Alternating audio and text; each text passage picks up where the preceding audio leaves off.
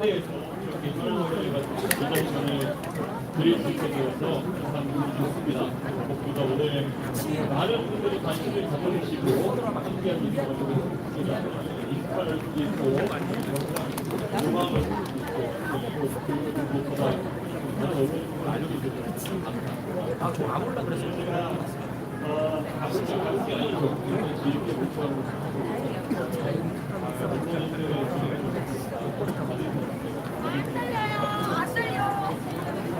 이게 다 들리시나요? 안 들려요. 소리 좀 높여야 될 것 같은데.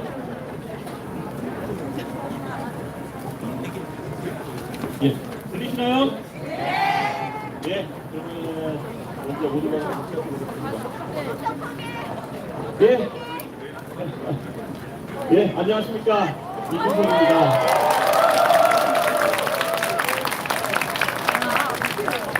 네, 항상 가장 어목한 시기에 패빙이라고 하는 것은 금지된 무언가를 소리 높여서 외치는 것으로부터 시작됩니다.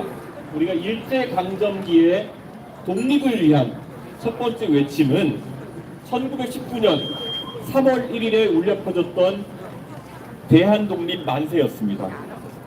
그 뒤로도 27년간 선열들의 피땀 어린 노력으로 독립을 쟁취했습니다.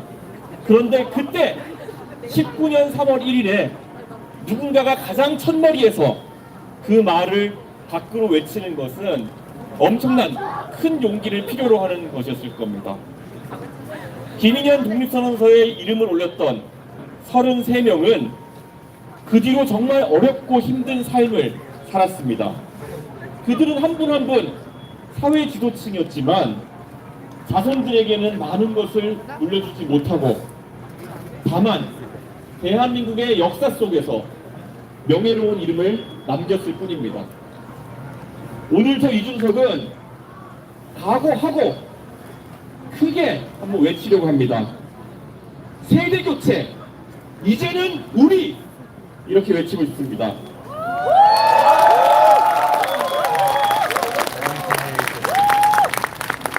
제가 정치를 해온 지도 벌써 14년째입니다.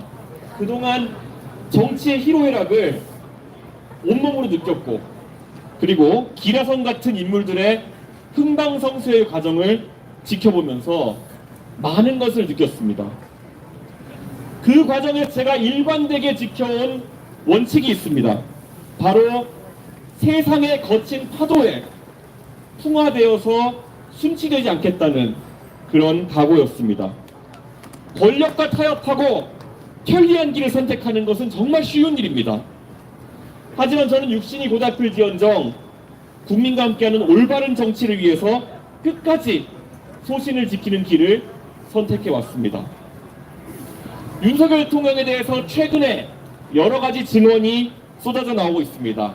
저는 이미 3년 전부터 윤석열 대통령이 가진 위험성과 한계성에 대해서 꾸준히 지적해 왔습니다.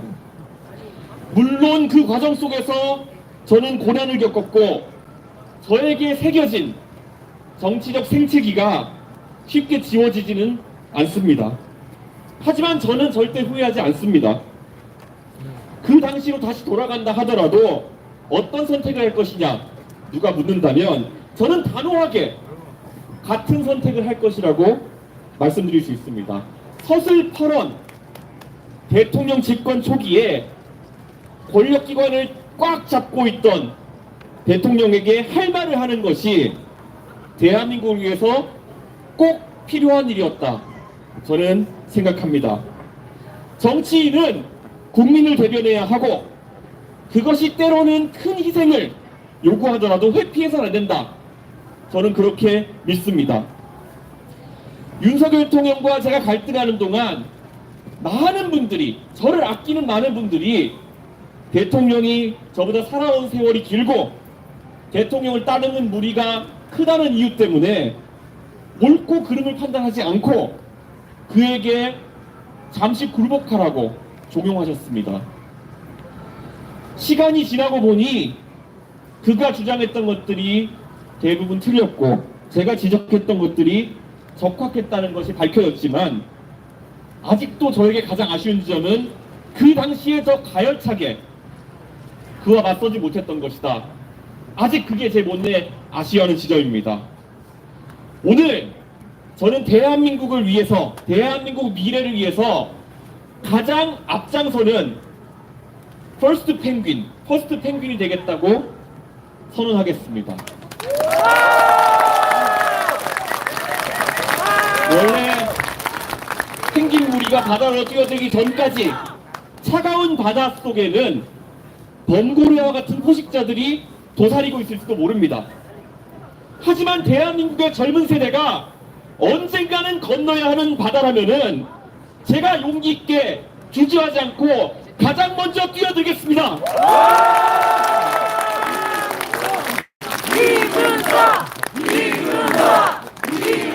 지금 대한민국은 거대한 변화의 기로에 서 있습니다. 그 변화가 올바른 방향으로 일어나야 된다고 저는 생각합니다. 대한민국은 최근 지성과 반지성의 대립구도로 접어들고 있습니다. 우선 우리는 대한민국의 반지성과 전면전을 벌여야 합니다. 제가 연휴 기간 동안 페이스북을 둘러보았습니다. 하버드 대학교 시절 동문수학하던 제 친구들이 세계로 흩어져서 각자의 위치에서 AI 기술 발전에 대해서 깊이 있는 토론을 펼치고 자기 의견을 주장하는 것을 볼 수 있었습니다. 그들은 AI가 어떻게 인간의 역할을 대체해갈지, 그 변화에 어떻게 적응할지, 어떻게 이 과정 속에서 새로운 비즈니스를 만들어낼지, 어떻게 사람이 AI 시대에도 끝까지 사람으로서의 경쟁력을 유지할 수 있는지에 대한 고민을 나누고 있었습니다. 하지만 조금만 시야를 돌려서 그러면 한국에 있는 사람들은 어떤 고민을 하고 어떤 게시글을 페이스북에 소비하는가를 봤는데 참 안타까웠습니다. 가장 많이 소비된 내용은 제 페이스북의 알고리즘도 무너졌는지 이미 오래전에 대법원 판결로 거짓으로 판명난 부정선거 음모론과 같은 허위 정보였습니다. 우리가 지향해야 될 지성의 파도 속으로 뛰어드는 것이 아니라 부정선거 음모론과 같은 반지성의 늪에서 허우적거리는 대한민국의 현실이 너무나도 안타까웠습니다. 물론 어느 나라에나 어느 곳에나 음모론에 경도된 사람들이 존재합니다. 달 착륙 조작설, 지구 평평설, 프리메이슨, 9.11 테러 자작설 등 황당한 주장들이 전 세계적으로 소비됩니다. 하지만 성숙한 사회라고 하는 것은 이러한 음모론을 걸러내고 정화하는 능력을 갖춘 그런 사회를 이야기합니다. 대한민국은 이미 천안함 폭침과 광우병 파동이라는 반지성을 우수한 국민들의 집단지성으로 극복한 경험을 가지고 있습니다. 그러나 광우병 파동과 천안함 폭침에 대한 논쟁이 대한민국에 과연 남긴 것이 무엇입니까? 일부 음모론자들은 그런 주장을 통해서 정치적인 이득을 조금 봤을지 모르겠습니다. 하지만 생각해 보십시오. 대한민국은 광우병 논란으로 중대한 통상교섭의 위기를 겪었습니다. 그리고 천안함 폭침 음모론으로 대한민국 사회는 안보를 목전에 두고 분열되었습니다. 더 나아가 적의 공격으로 희생된 장병들의 유가족들은 또 한 번 상처를 입어야 했습니다. 이것이 우리가 원하는 대한민국의 모습이겠습니까? 이제는 이런 퇴행을 멈추고 사회가 한 단계 더 도약할 수 있도록 힘을 모아야 되는 건 아니겠습니까?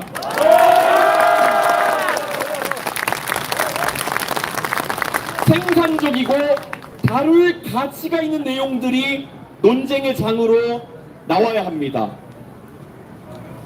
예전에 있었던 논쟁, 과연 보편적 복지가 옳냐, 맞춤형 복지가 옳냐 하는 논쟁은 매우 치열했지만은 그 자체로서 가치가 있는 논쟁이었습니다. 우리 대한민국 사람들의 삶을 결정하는 주제였기 때문입니다. 그리고 이 논쟁은 아직까지도 현재 진행형입니다. 국민 여러분, 우리는 지금 거대한 도전에 직면해 있습니다.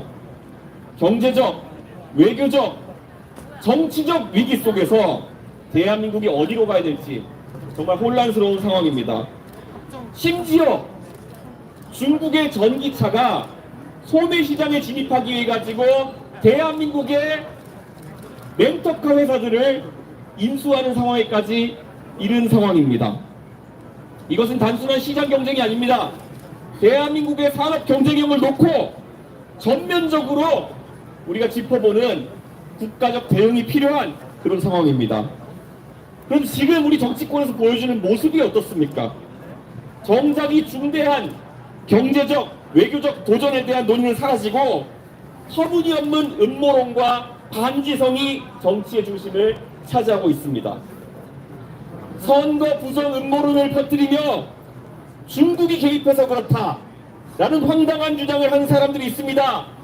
중국에 실제 존재하는 그런 위협이 아니라 망상을 따라다니는 이런 행태가 바로 가장 중국을 이롭게 하는 그런 행동 아니겠습니까?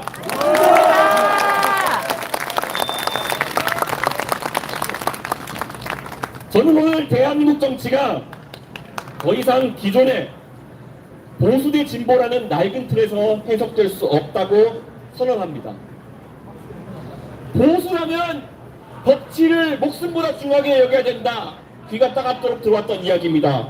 그런 사람들이 정작 법원이 발부한 영장을 인정하지 않고 판사를 위협하며 거리에서 폭력을 조장한다면 그것은 보수가 아닙니다.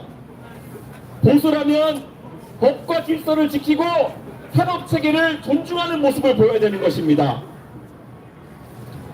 그런데 지금 법치의 가치를 내세우던 이들은 법을 파괴하는 길에 앞장서고 있습니다. 정말 부끄러운 행동입니다. 한편 대통령의 반헌법적이고 불법적인 계엄 때문에 대통령을 파면해야 된다고 주장하면서도 자신들의 우두머리를 보호하기 위해서 재판을 지연시키고 헌법 제84조 대통령의 불소치 특권을 악용해서 형사적 책임을 회피하려고 하는 집단도 있습니다. 헌법상의 특권을 이용해서 범죄의 처벌을 피하려는 행동이야말로 반헌법적인 행동 아니겠습니까? 이처럼 보수도 진보도 본래의 가치를 잃어버린 그런 상황 속에서 자기 모습에 빠진 현실을 우리는 목도하고 있습니다. 이제는 이런 낡은 정치 시대를 끝내야 한다. 저는 그렇게 생각합니다. 대한민국의 위기는 단순히 경제적 위기가 아닙니다. 정치가 과거의 사건들에 내몰되어서 앞으로 나가지 못하는 것, 미래를 이야기하지 못하는 것이 바로 대한민국의 위기입니다. 멀게는 노무현 대통령을 둘러싼 정치적 공방에서부터 가깝게는 조국 전 장관 수사, 이명박 박근혜 두 대통령에 대한 수사까지 왜 이런 주제가 대한민국 정치를 뒤덮어야 하는 겁니까? 수사나 재판은 수사기관과 법정에서 조용하고 냉정하게 진행되어야 됩니다. 그러나 한국 정치에서는 국회와 거리에서 정치력 도구로 남용되고 있습니다. 불법 계엄이 나라를 뒤흔든 상황 속에서 여당과 제1야당 모두 과거에만 집착하며 덩어리를 키우고 있습니다. 진실을 밝히는 것이 중요한 것이 아니라 어떻게든 사건을 키워 정쟁의 도구로 삼겠다는 것이 목표가 되어버렸습니다. 우리는 이제 미래를 이야기해야 됩니다. 과거의 논쟁을 소모적인 정치적 무기로 사용하는 그런 구태가 이제 사라져야 되는 거 아니겠습니까? 정치가 수사기관을 정치로 끌어들이고 수사기관은 반대로 정치 깊게 개입하는 이런 말도 안 되는 양태 꼭 바로잡아야 됩니다. 더 심각한 문제는 이러한 정적을 악마화하는 국내용 검투사 정치만 하다 보니 국제 무대에만 나가면은 방구석 여포처럼 한마디 못하는 상황이 발생하고 있습니다. 국제회의 자리에 가면은 왜 우리나라 지도자들은 항상 졸고 있는 모습만 사진을 찍혀야 되는 것입니까? 왜 우리나라의 지도자들은 나무토막처럼 다른 지도자 앞에 서서 인사말 하나 못 건네고 사진만 바라보고 있는 그런 것들을 우리 국민들이 지켜봐야 됩니까? 수천억 원의 혈세를 들여서 전용기 타고 다니면서 정작 국제사회에서 대한민국의 국익을 위해서 능동적으로 한마디 못하는 무기력한 외교가 지속되고 있습니다. 이제는 외교적으로 강한 대한민국을 만들기 위해 달라져야 됩니다. 젊어서부터 해외를 자유롭게 드나들고 인터넷을 통해서 해외의 많은 문화들을 우리 문화를 접하듯이 접해온 세대가 전면에 나서야 됩니다. 국제 무대에서 타국의 정상을 만났을 때 자연스럽게 여러 가지 주제로 대화할 수 있어야 됩니다. 그것이 프리미어리그에 대한 이야기일 수도 있습니다. 아니면 어렸을 때 같이 해봤을 법한 e스포츠 게임에 대한 이야기일 수도 있겠습니다. 아니면은 K-팝과 우리 문화 컨텐츠를 바탕으로 동질감을 형성할 수 있다면은, 그런 지도자가 탄생한다면은 우리는 새로운 외교의 지평을 만들 수 있을 것이다. 저는 이렇게 생각합니다. 저는 대한민국이 완전히 탈바꿈하기 위해서는 세 가지를 반드시 뜯어 고쳐야 된다 라고 생각합니다.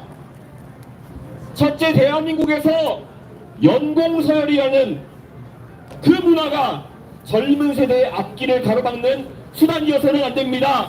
지금 대한민국 곳곳에서 훌륭한 교육을 받은 젊은 세대가 연공서열의 장벽에 막혀서 뜻을 펼치지 못하고 있습니다.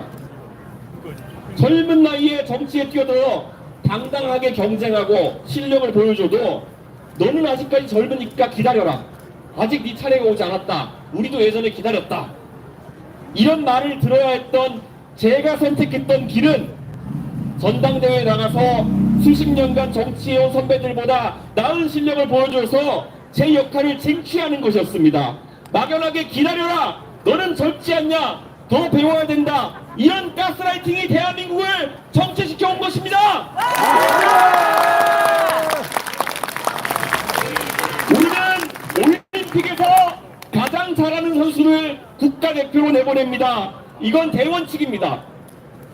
간혹 협회에서 실력이 아닌 다른 기준으로 국가대표를 선발하는 비리가 실린다. 이거야말로 국가망신이고 국민들은 분노합니다. 메이저리그에서 경쟁하는 야구 선수들에게, 아니면 국제 무대에서 경쟁하는 아이돌 그룹에게 연공서열을 강조한다고 생각해 보십시오. 얼마나 웃기겠습니까? 그런데 정치에서는 이런 문화가 아직까지 팽배해 있습니다. 뜯어 고쳐야 되지 않겠습니까? 당대표를 지내고 선거에 승리해도 어리다는 이유로 억누르려 하고 싸가지 없다는 프레임에 가두려는 그런 모습이야말로 전형적인 기득권의 모습 아니겠습니까? 맞습니다. 이러한 연공서열과 권위에 눌리는 관성을 가지고는 젊은 세대의 창의를 최대한 활용할 수 없습니다. 작금의 대한민국의 계엄으로 인해 비롯된 위기, 군에서 가장 잘 나간다면 별 달고 있는 엘리트들이 군 형법 44조 상관의 명령이 명백한 위법일 경우 따르지 않아도 된다. 이 조항 하나를 스스로 판단하지 못해가지고 국회를 침탈하고 군 전체를 웃음거리로 만든 거 아닙니까? 더 이상 형식과 권위에 매달려서 국익을 저해하는 행태가 반복돼서는 안 됩니다. 둘째, 우리가 어쩔 수 없이 금지하는 몇 가지를 제외하고는 무엇이든 할 수 있는 자유를 허용해야 됩니다. 즉, 네거티브 규제를 사회의 기조로 삼아야 합니다. 예전에 암호화폐와 블록체인 기술이 처음 세상에 알려졌을 때 대한민국은 분명 그 분야에 선두에 있었습니다. 하지만 규제 일본도의 정책으로 인해서 단순한 암호화폐 거래를 넘어선 다양한 파생된 산업들이 발달하지 못했습니다. 미국은 지금 트럼프 정부가 들어서면서 암호화폐를 통해서 세상의 질서를 바꾸려고 하고 있는데 대한민국에선 법인 명의의 계좌를 만드는 것조차 해결하지 못해서 새로운 산업을 발달시키지 못하고 있습니다. 우리는 더 이상 글로벌 경쟁에서 뒤처질 수 없습니다. 산업과 기술이 빠르게 변하는 시대에 법과 제도가 그 속도를 따라가지 못한다면 대한민국의 미래를 담보할 수 없습니다. 정부가 산업을 규제하는 것이 아니라 지원하고 촉진하는 역할을 하는 것이 중요합니다. 그러기 위해서는 과감하게 규제를 풀어버리는 자유를 보장해야 됩니다. 셋째, 교육에 대한 대대적인 투자를 통해서 사람이 가진 꿈의 크기라는 것이 부모의 재산이나 가정 환경에 따라 제약받는 것이 아닌 그런 공정한 세상을 만들어야 합니다. 사람의 가치를 높이는 교육에 올인해야 됩니다. 대한민국은 더 이상 출발선이 불공평한 사회가 돼서는 안 됩니다.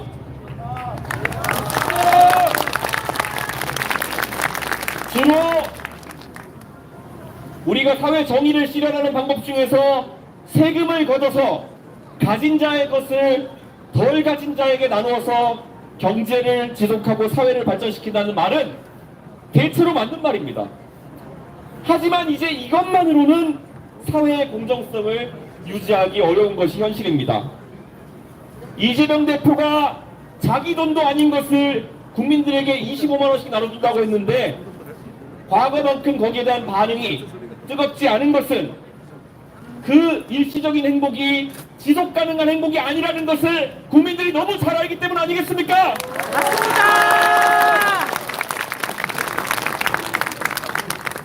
지난 몇십 년간 우리는 학업에 대한 부담을 줄여가는 것에만 몰두해왔습니다. 물론 시대에 맞게 공부해야 할 영역과 과목이 변하고 방식이 좀 바뀔 수는 있겠지만 그 결과 객관적인 지표는 꾸준한 기초학력 저하를 보여주고 있습니다. 대학에 진학해도 중등교육에서 빠진 부분들을 학생들에게 가르치느라 분주하고 서열화를 방지한다는 이유로 입시에서의 많은 평가는 절대평가화되어서 학생들은 일부 과목에만 집중하는 현상이 심화되고 있습니다. 공적 영역에서 교육에 대한 투자와 목표치를 확실하게 올려야 되는 거 아니겠습니까? 맞습니다. 고기를 잡아주는 것보다 고기를 잡는 법을 가르쳐주라는 그 평이한 격언처럼 대한민국이 몰두해야 될 것은 자라나는 아이들 하나하나가 더 높은 수준의 교육을 받을 수 있는 그런 세상 아니겠습니까? 맞습니다.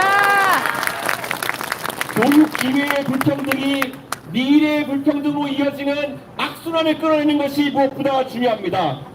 출신 배경과 부모의 경제력과 관계없이 누구나 공정한 출발선에서 시작할 수 있도록 해야 합니다. 적어도 공부 열심히 하고 입 바른 소리 하면서 똑바르게 살면 여느 중산중가정에 태어나서도 당대표가 될 수 있고 막강한 권력과 맞서서도 국민들의 선택을 받아서 국회의원이 될 수 있고 큰 덩어리에 속하지 않고도 새로움을 주장하면서 승부하면은 더 큰 역할을 국민들이 맡겨줄 수 있다는 믿음, 그 믿음이 살아있어야지만 대한민국이 더 역동적이지 않겠습니까?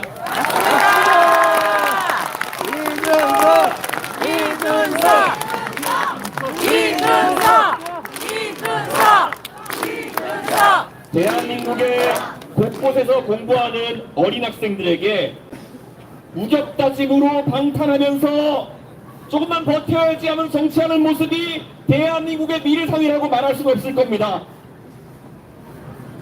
자기 마음대로 일이 안 된다고 계엄을 저질러버리는 그런 양태를 대한민국의 미래상이라고 이야기할 수는 없을 겁니다. 그런 적대적 공생관계 속에서 우리 젊은 세대에게 미래상을 그릴 수는 없는 겁니다. 적어도 공부 열심히 하고 똑바르게 살고 입 바른 소리 하면은 빛을 보는 세상을 미래로 보여줘야 되는 거 아니겠습니까? 맞습니다. 36살 거대 정당의 당대표 당선의 기적 누구도 믿지 않았습니다. 그리고 누구도 이기지 못할 것이라던 동탄의 기적 위에 우리가 쌓고 싶은 다음 기적은 바로 세대교체의 기적입니다.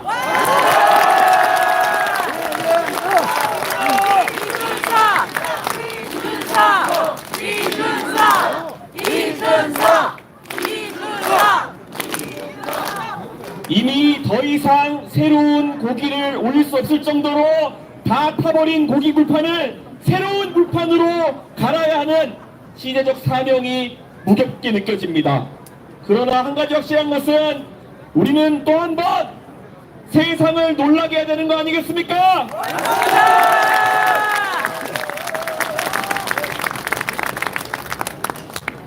존 F 케네디는 43살에 미국의 지도자가 되어서 사람을 달에 보냈습니다.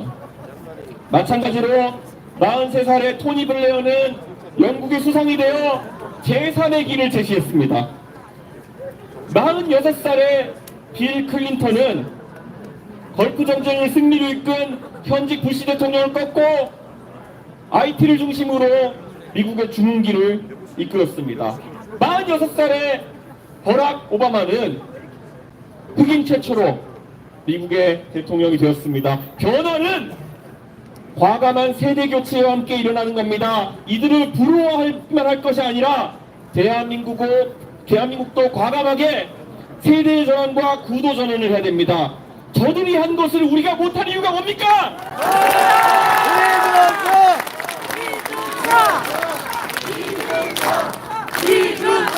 지금 벌어지고 있는 왼쪽과 오른쪽과의 경쟁은 무의미한 경쟁입니다. 왜냐하면 저들이 지금 대단한 좌파적 사상과 우파적 사상을 가지고 충돌하고 있는 것도 아니지 않습니까? 철학은 없고 이해타산만을 가지고 서로 진영을 참칭하는 모습 두렵지 않습니다, 여러분. 진보 세력은 한미일 협력을 비판해 오다가 갑자기 예상되는 조기 대선을 앞두고 오락가락하는 모습에서 외교의 가장 큰 가치인 신뢰와 예측 가능성을 모두 상실했습니다. 보수 세력은 광우병 괴담을 비판하면서 이성을 강조해오던 모습에서 벗어나 부정선거에 올인하는 반기성의 정치에 들어섰습니다. 이 낡은 틀 속에서 더 이상 머물러 있을 수 없습니다. 철진한 노래를 엇박자로 부르는 이 두 세력을 과거에 남겨두고 우리는 미래의 노래를 부르며 앞으로 나가야 됩니다.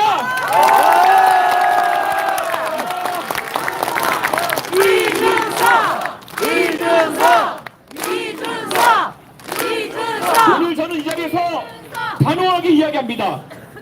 대한민국의 평균 연령은 1981년생입니다. 선진국에서 태어나서 자란 우리 세대가 이제 대한민국을 선진국에 걸맞게 한 단계 더 업그레이드 합시다. 그것은 정치를 바꾸는 것에서 시작합니다. 극단적 세력 간의 대립은 이 체제가 한계에 다다르고 있다는 것을 의미합니다.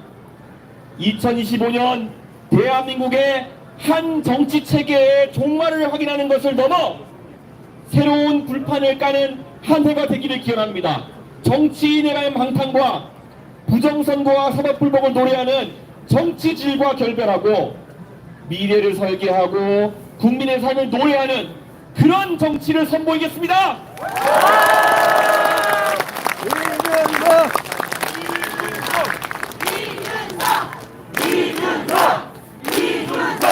이렇게 말씀드리겠습니다. 이제 우리는 좌도 아니고 우도 아니고 앞으로! 그리고 우리 모두 함께 갑시다. 어차피 가야 할 길이라면은 다른 나라보다 더 빠르게 그리고 단호하게 갑시다. 감사합니다.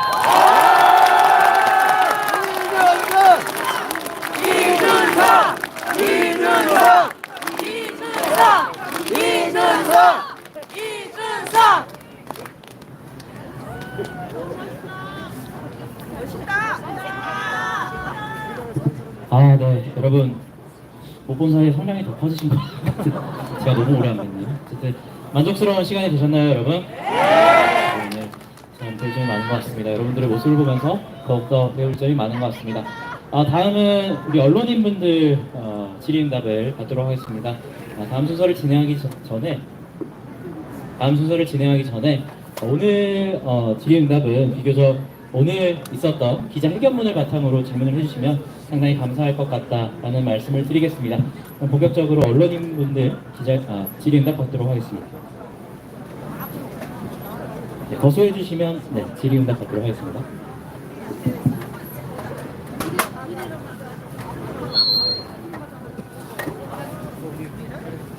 안녕하세요. 예, 의원님 되게 말씀 잘 들었습니다. 이제 대선 출마를 좀 기정사실하고 계신데 의원님께서 생각하시는 이번 대선의 시대 정신이 무엇인지 궁금합니다. 방금 전에 제가 모두에도 말했지만은 저는 대한민국의 위기가 매우 중차대하다 이런 생각을 합니다. 그리고 사실 지난 대통령 선거에서 윤석열, 이재명 두 후보가 붙었던 대선은 저도 참여했지만 정말 경제나 안보나 교육이나 외교에 대한 논제가 하나도 다뤄지지 못했던 그런 대통령 선거였고, 그 결과 우리는 대장동이 네 거냐 내 거냐를 가지고 다투던 두 사람들이 3년이 지나서도 그 논쟁을 벌이면서 정치를 무너뜨리는 모습을 지켜봤습니다. 그러니까 저는 비정상의 정상화가 큰 틀에서 중요하고, 무엇보다도 아까 말씀드렸던 것처럼 지성을 회복하는 것이 중요하다 이런 생각을 합니다. 특히 최근에 극우화되어가는 일부 세력의 모습들, 우리가 조기에 대처하지 않으면은 정말 유럽에서 있었던 그런 여러 가지 폭동이나 이런 상황들을 맞이할 수 있겠다, 이런 위기의식을 갖게 됩니다. 그리고 아까 말씀드렸던 것처럼 선진국이 되었기 때문에 이 선진국의 마인드를 가지고 국가를 운영할 수 있는 세력이 집권해야 된다, 저는 그렇게 생각합니다. 저는 그 과정에서 국민들이 올바른 선택을 할 것이다, 저는 그렇게 생각합니다.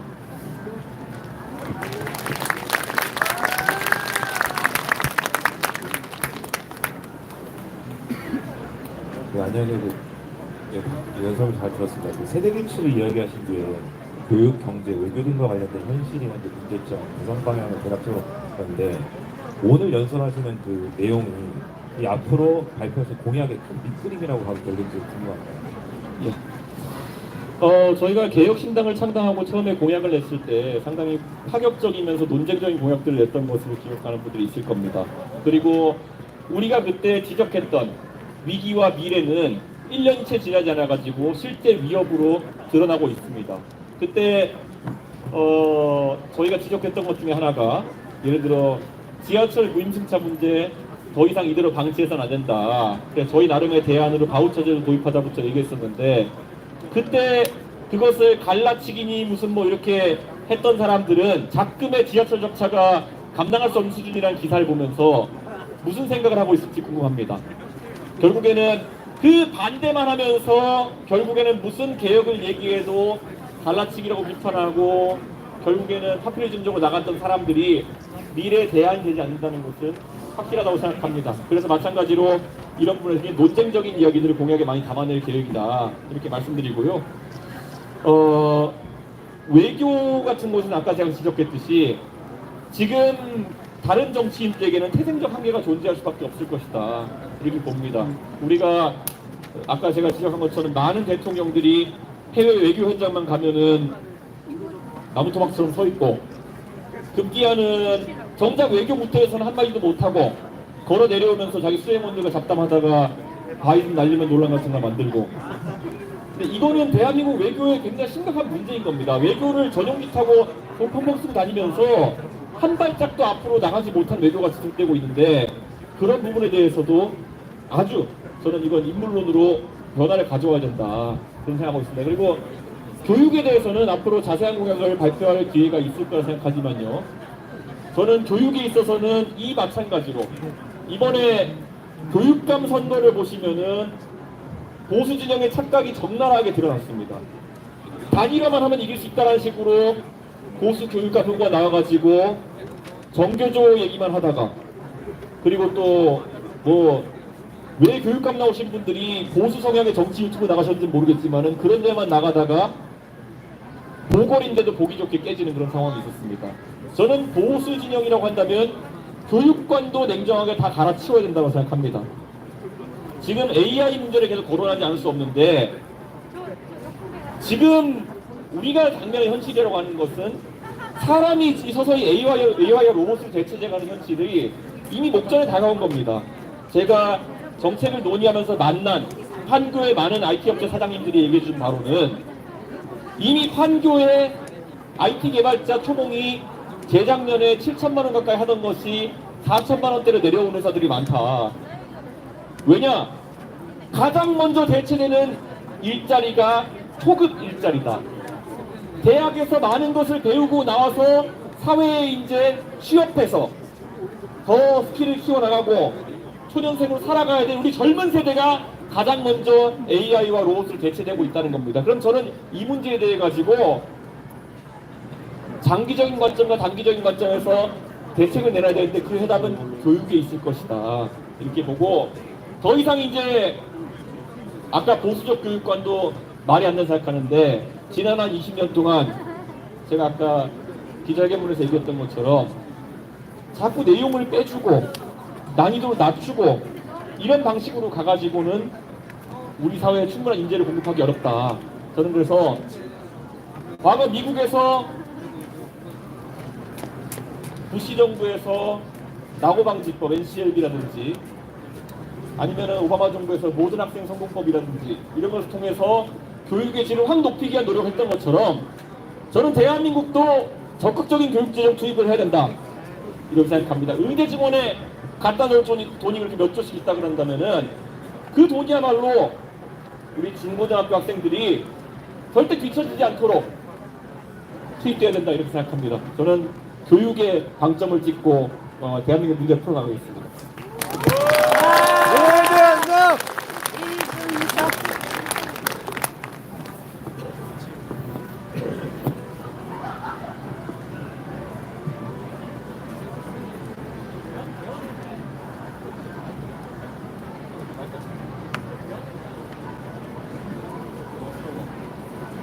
네, 방금 전에 개헌에 대한 입장을 얘기해 주셨는데요. 저는 개헌에 있어가지고 이 개헌 논의가 항상 소비되는 방식이 마음에 들지 않습니다. 먼저 개헌을 하자고 하면은 가장 먼저 얘기 나오는 것이 대통령제냐 내각제냐 뭐 이런 얘기들로 나올 텐데 저는 윤석열 대통령을 보면서 결국 지도자 개인의 리스크가 굉장히 크다는 생각도 했지만은 사실 어떤 제도 하에서도 저런 빌런은 나타날 수 있는 겁니다.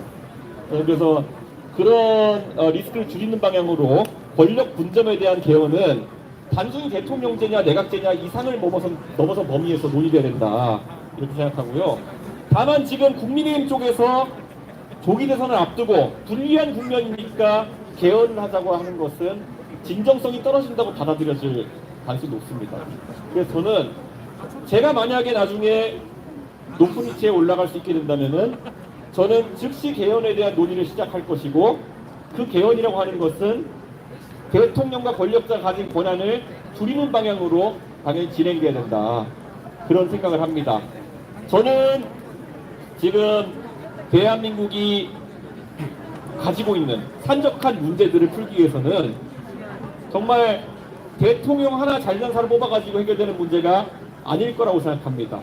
우리가 삼권 분립도 지금 항상 변할 수 없는 것을 여기지만은 대만이나 다른 나라들을 보면은 5권 분립을 가져가는 나라도 있습니다.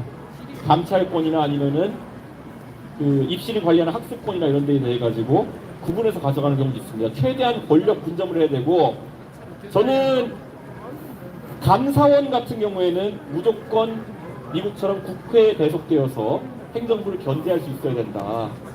그런 생각을 가지고 있습니다. 그리고 대한민국의 부처들도 이거는 뭐 헌법 사항까지는 아니지만은 정부 조직법도 대대적으로 개정해야 된다.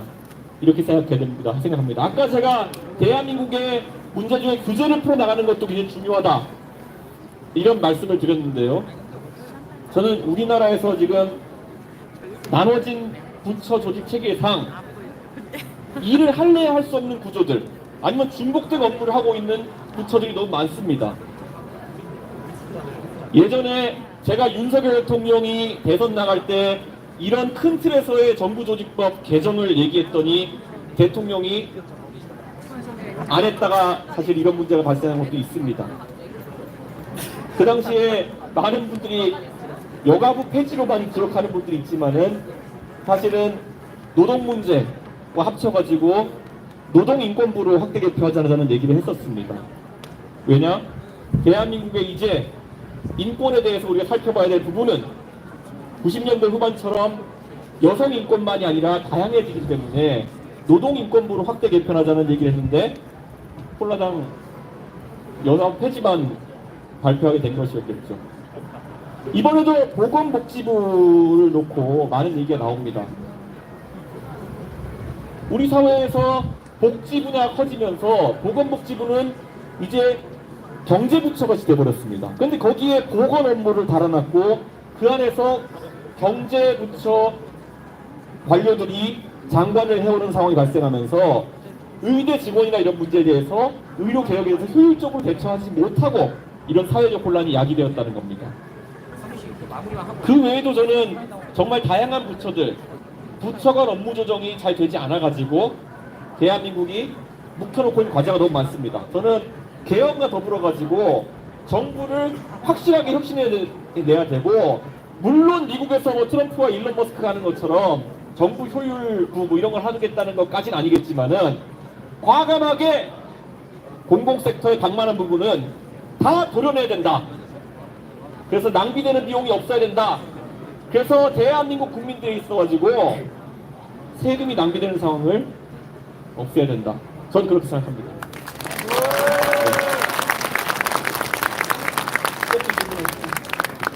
네.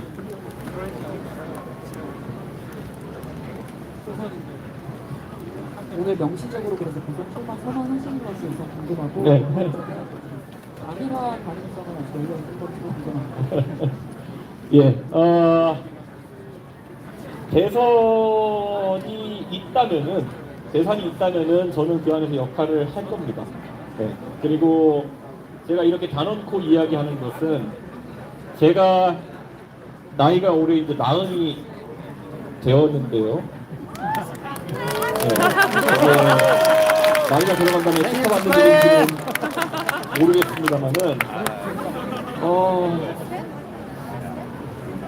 그런 생각이 듭니다. 제가 아마 보수 진영을 사랑했던, 보수 진영을 지지했던 많은 분들이 느끼는 기회와 허탈감의 연장선일 수 있겠습니다. 저는 제가 27살에 박근혜 대통령이 저에게 정치를 하라고 제안했을 때 그저 가지고 있던 꿈은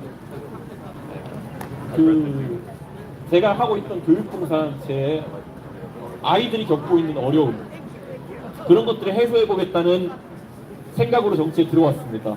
그래서 박근혜 대통령을 당선시키고 나서도, 윤석열 대통령을 당선시키는 데 일조하고 나서도 그런 문제를 푸는 공간이 저에게 주어지리라는 기대를 너무나도 하고 있었습니다. 너무 하고 싶었고요. 그런데 안타깝게도 콩 반쪽도 나눠먹지 않으려고 하는 것이 권력의 습성이었던 것 같습니다. 네. 그렇게 13년, 4년을 기다려왔습니다. 그런데 꼭 그거 하고 싶습니다. 제가 원래 정치 들어오기 전에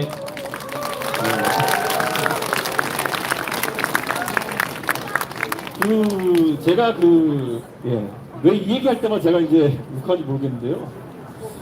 아까 제가 기조 발언할 때 말이 진심이었을 겁니다. 제가 동탄에서 이거 많이 외치고 다녔었는데요.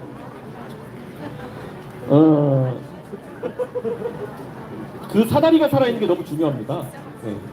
그 사다리를 지키기 위해서, 어쩌면 상계동에서 어릴 때 살아오고 공부만 잘하면 잘 될 수 있어라는 그 말에 어쩌면 속아가지고 열심히 살아와봤더니만은 그래도 집안에 정치하는 사람 한 명 없는데, 정치인 2세도 아닌데 젊은 나이에 당대표하고 국회의원하고 이 홍대바닥에서 정말 많은 분들에게 제 생각을 얘기할 수 있는 것이 저에겐 너무 감격스러운 경험이고요. 근데 이 경험이 작게는 재작년 선거 때 이 동탄의 아이들, 상계동의 아이들 넘어가준 대한민국의 모든 사람들한테 현실적인 그런 지향점이었으면 좋겠습니다. 그래서 근데 다른 사람한테 이거 얘기해도 실현 안 되더라고요. 제가 다른 사람 선거 아무리 도와도 실현이 안 되더라고요. 그래서 단일화 얘기하시는 분들이 있다면요, 솔직히 지금 그 자리에 도전하시는 분들 제가 모르는 사람 없을 겁니다. 예. 그래서 다들 저와는 관심사가 너무 다르세요. 예. 저랑 너무 관심사가 달라가지고요. 예. 그리고 제가 사기도 당해봐가지고요. 저는 당대표 하면은 이제 드디어 그런 것들을 할 수 있겠구나를 생각했는데요. 그 콩반쪽도 못 나눠먹는 그 졸렬한 사람 하나 때문에 제가 사람을 믿기가 힘들 것 같아요. 특히 이런 주차되는 일에서는. 저는 이런 것들을 내세울 후보가 있는지 한번 살펴볼 텐데요. 지금까지 부정선거론 외에 뭐가 나와 있나요? 네. 지금까지 저는 저와 비슷한 지향점을 가진 사람을 발견하지 못했고, 다 그분들 아는 분들이지만 나이 60 넘어가지고 갑자기 생각이 바뀔 것 같지도 않고, 그래서 저는 간다면 끝까지 갑니다.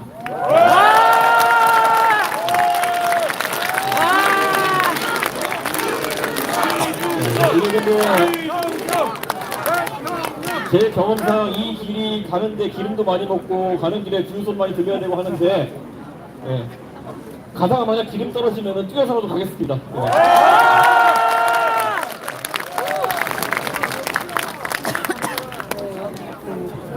사기로 당했다 이렇게 말씀하셨는데, 네. 그 일각에서는 이제 대표님이 대통령 간섭이나 이런 것을 양대 교육이라고 하지요. 이런 논란이 있어서 출마를 하면 안 된다 이렇게 말씀하는 분들이 있는데, 그분들에게 해주고 싶은 말이 있는지 궁금합니다. 대한민국에서 양두구역이라는 말을 제가 썼을 때는 그런 상황에 대해서 굉장히 개탄스럽게 생각하고 윤석열 대통령에게 각성을 촉구하는 맥락에서 한 겁니다. 그때도 저는 용기를 가지고 이야기했던 겁니다. 그 상황에서 윤석열 대통령에게 바뀌어라라고 얘기할 수 없었던 그런 비겁한 사람들은 저한테 지적하면 안 된다. 저는 그런 생각합니다. 그리고 선거라는 것은 항상 상대적인 것이고, 저는 만약에 혹시라도 윤석열 대통령을 찍지 않았던 분들 중에서 그런 말씀하시는 분이 있다면은 정말 냉정하게 그 상대였던 분이 좋은 대안이 되지 못했던 것, 개고기만 못했던 것을 한탄해야 된다. 저는 그렇게 생각하고, 저는 윤석열 대통령이 양의 탈을 입었은 개고기였다 해가지고 그 상대편에 서 계신 분이 먹을 수 있는 고기라는 것은 아니라고 생각합니다. 저는 그래서 사람을 항상 발전하고 확장할 수는 없지만은, 만약에 지금 탄핵의 분위기 속에서 제1야당이 또 먹을 수 없는 음식을 내놓는다고 한다면은 저는 결과가 크게 다르지 않을 것이다. 저는 그렇게 생각합니다. 민주당이 가진 가장 좋은 카드를 뽑아 들어보십시오. 그게 국민을 위한 옳은 선택일 겁니다.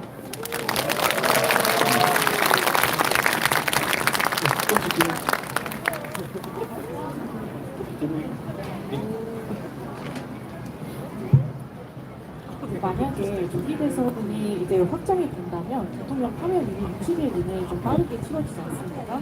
그런데 개혁신당만 놓고 봤을 때는 아직 지지율이 좀 크게 안된 것 같아서 그 안에 좀 지지층을 확 끌어당기고 그런 보관을 들고 계시고 궁금합니다.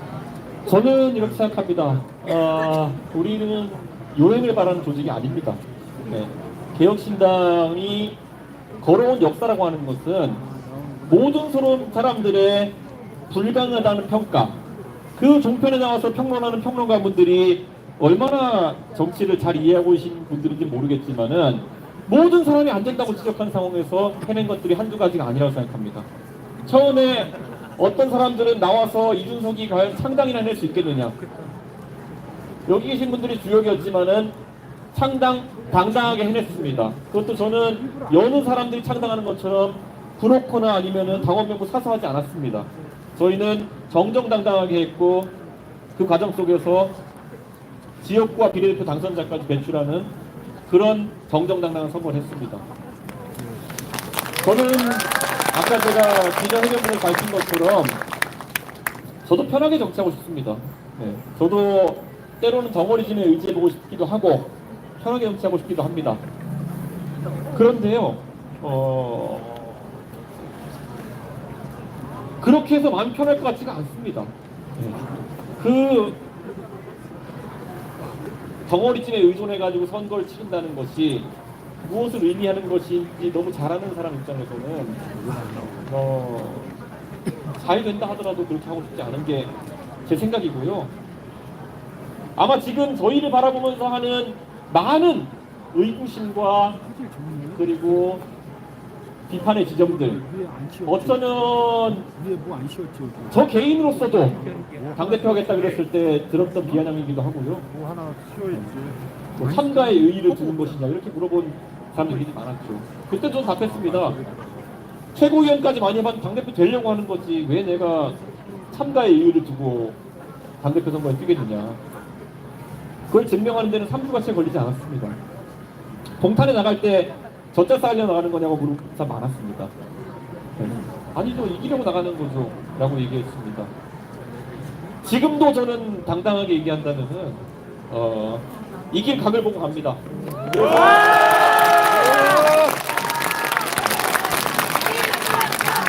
이준석! 무조건 어떤 상황이든 이길 각을 보고 그 방향으로 가겠습니다. 네.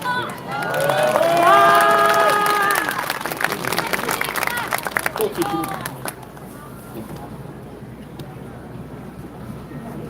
의원님, 대한민국 사회 정치 양극화, 계엄이랑 탄핵 거치면서 더 심해지고 있다는 말들 나오는데, 뭐 교육에 대한 부분이 경제적 양극화에 대한 부분까지 있었고, 지금 뭐 정치적 양극화에 대한 의원님이 생각하는 해법들이 있으신지 네.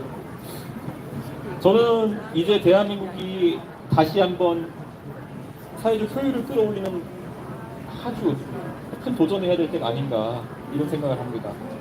지난 10년 동안 우리 사회에서 제가 정치 시작한 2012년부터 이어져 왔던 논쟁은 복지에 대한 논쟁이었습니다. 어떻게 하면 그 양극화를 줄이기 위해 가지고 가진 자가 덜 가진 자에게 나눠줄 수 있느냐에 대한 논리, 그걸 개발하는 게 우리 정치의 과정이었습니다. 그 논쟁은 아직도 유효합니다. 근데 아까 말했던 것처럼 그와는 차원이 다른 도전이 우리 앞에 있습니다.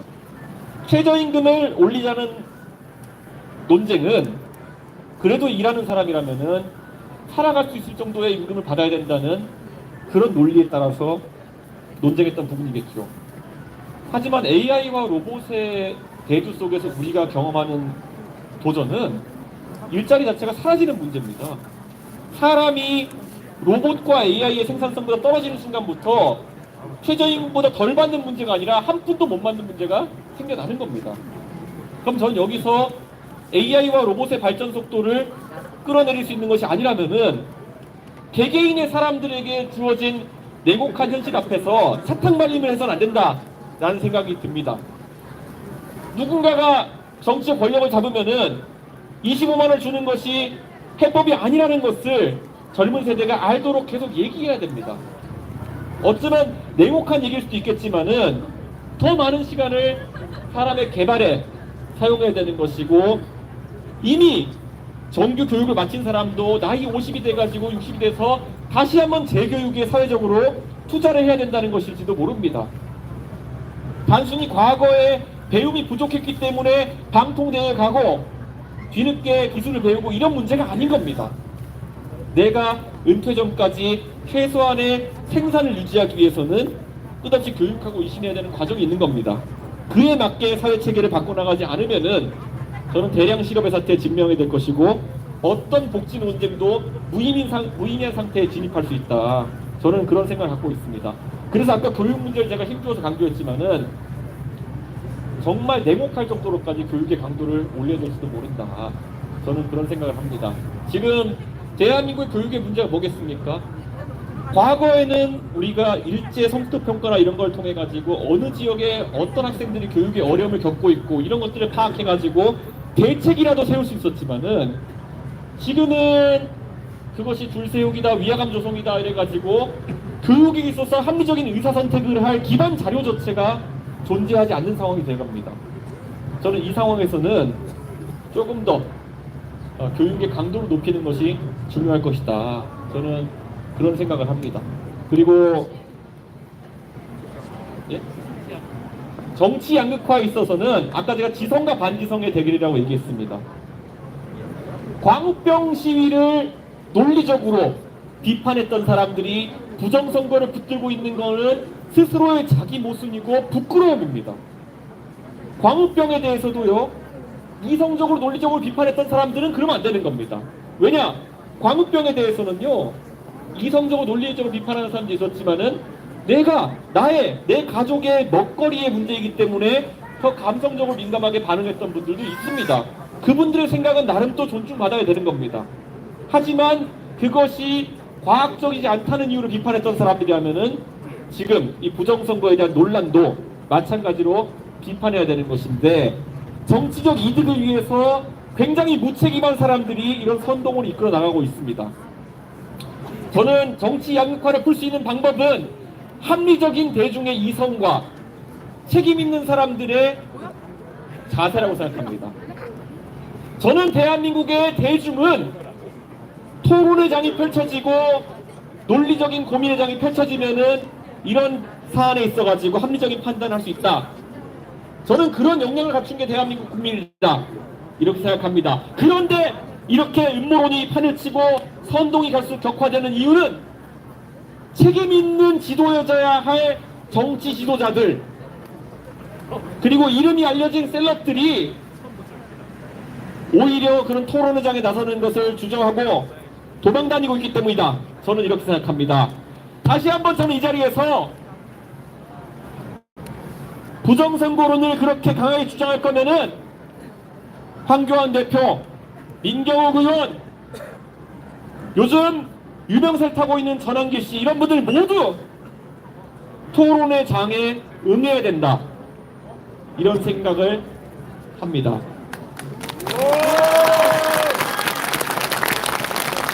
저는 앞으로 대한민국에서 정치 문화로 자리 잡았으면 좋겠는 것은 보수든 진보든 아니면 나머지 어떤 정파의 지도자든지 간에 영국의 국회의사당에서 수상이 나와가지고 야당 당수랑 1대1로 면전에서 계급장 떼어놓고 토론하는 문화가 있을 때, 그 정도 실력을 갖춘 정치인들이 우두머리가 돼서 정치할 때 대한민국의 양극화라는 것은 있을 수 없다. 왜냐하면은 수준 높은 토론이 함께 한다면은 우리 국민들은 합리적인 이성으로 판단해줄 그런 능력을 갖춘 국민들이기 때문이다. 이렇게 말씀드리겠습니다.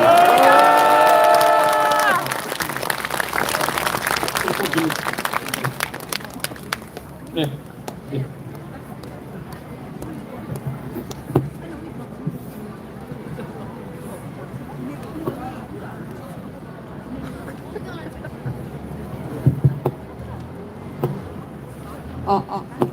그 황교안나 먹기 강사께서 이제 토론을 하자고 했는데 이유를 뭐 황교안 대표가 토론에 응하지 않는 이유를, 아니면 전환기 씨가 토론에 응하지 않는 이유는 다 알지 않습니까? 이게 원래 언더에서 이렇게 어둠의 세계에서 이렇게 하시던 분들이 밝은 세상을 보는 걸 두려워하시는 분들이 있습니다. 그들만의 작은 왕국이 깨지는 걸 원치 않는 모습인 것처럼 보입니다. 그런데 저는 참으로 그것이 안타깝습니다. 적어도 황교안 대표라 그러면 대한민국의 총리를 지내시고 대통령 권한대행까지 지내시고 무엇보다도 선거 업무를 담당하는 공안검사로서 이름을 날리시던 분입니다. 그렇다면 이 사안에 대해 가지고 충분히 논리적으로 이해하셨을 분이 본인이 놓인 정치적 상황에서 이것을 이렇게 활용하는 것이 유리하다고 판단해서 그렇게 하시는 거라면은 황교안 대표는 정치할 자격이 없습니다. 왜냐면은 적어도 국민 앞에서는 진실해야 되는 것이 정치다 이렇게 생각하고, 저는 대한민국에서 그런 허접한 음모론으로 보수 세력이 집권할 수는 없다 그런 생각합니다. 경제에 대해서, 교육에 대해서, 안보에 대해서 비교 우위를 가지고 국민들의 표를 얻으려는 생각을 해야 되는데 얼마나 황당합니까? 대법원 판결로서 이미 다 결론이 났고 120여 건에 달하는 선고 소송에서 전부 다 사실관계 확인된 상황인데 그것을 받아들이지 않고 저렇게 선동에 나선다? 저는 거기서부터가 이미 그분들은 정상적인 정치를 하고 있는 게 아니다 이런 생각을 합니다. 그리고 저는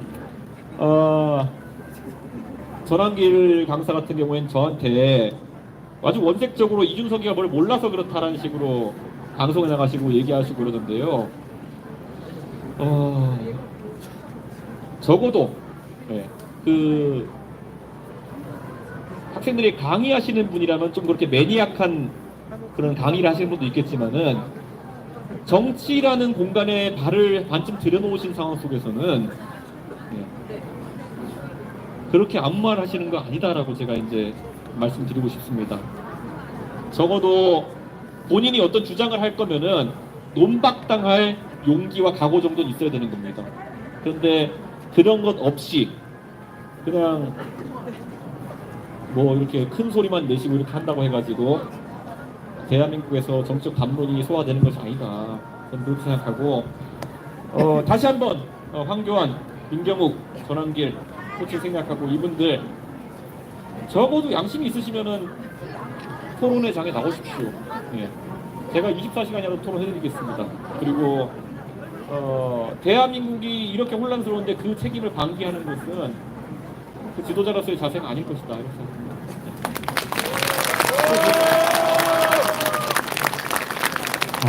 네, 상당히 긴 시간 기자회견 진행되었는데요. 조금 죄송한 말씀 드리면 제가 시민분들 답변 순서가 있다라고 했는데 제가 이 공간을 너무 오랫동안 사용하다 보니까 약간 시민분들 불편이 좀 우려돼서 사진 촬영하고 싶으신 분들 많으실 것 같은데 사진 촬영 순서 진행하시면서 혹시나 뭐 궁금하신 거 있으시면 짧게 그냥 이준석 의원과 직접 답변 받으시면 될 것 같고요. 지금부터는 사진 촬영 순서로 대체하도록 하겠습니다. 제 기준으로 이준석 의원이 여기 서서 사진 촬영을 해줄 테니까 여러분 세대 교체가 답입니다. 네.